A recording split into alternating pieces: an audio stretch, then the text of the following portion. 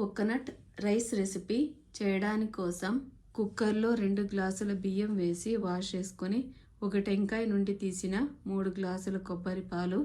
1 glass నీళ్లు, సరిపడా అర్ధ స్పూన్ సాల్ట్ పొడి వేసి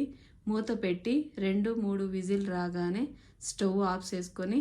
ఆవిరంతా పోగానే మూత తీసి ప్లేట్లో వేసుకొని చల్లారినాక ప్యాన్లో 2 స్పూన్ల కోకోనట్ ఆయిల్ వేసి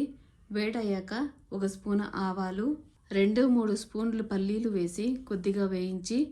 1 స్పూన్ శనగబ్యాళ్ళు, 1 స్పూన్ ఉద్దిపప్పు వేసి కలుపుకుంటూ శనగబ్యాళ్ళు కలర్ చేంజ్ అవ్వగానే 2-3 స్పూన్ల గోడంబి, 1 స్పూన్ జీలకర్ర, కట్ చేసుకున్న 2 ఇంచీల అల్లం, కొద్దిగా కరివేపాకు, కారానికి సరిపడా కట్ చేసుకున్న 10 పచ్చిమిరపకాయలు వేసి 1 నిమిషం వేయించి